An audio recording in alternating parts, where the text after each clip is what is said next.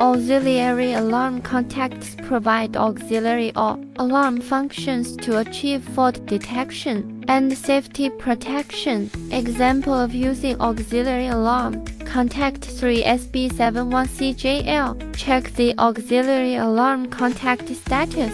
From above the contact, J is the alarm contact, C is the auxiliary contact. Use a flat blade screwdriver to switch the contact state on the side, and switch to J alarm contact for use. Connect 3SB71CJL to the circuit breaker through the internal connection hole of the circuit breaker. Upper and lower connection holes. Handle connection holes to connect. Test after installation. Ensure the auxiliary contacts function properly.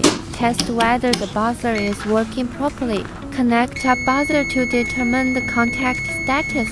Determine contact position 111214959698. When the circuit breaker is in the open state, contacts 1112 and 9596 are in closed state. 11149598 are in the open state.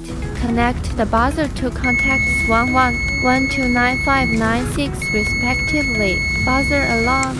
Connect the buzzer to contacts 11149598 respectively. Buzzer doesn't alarm. Close the circuit breaker at this time. Contacts 11 and 14 are closed. Contact 1112 to open. 9596 contacts remain unchanged. Connect the buzzer to contacts 11149596 respectively. Buzzer alarm.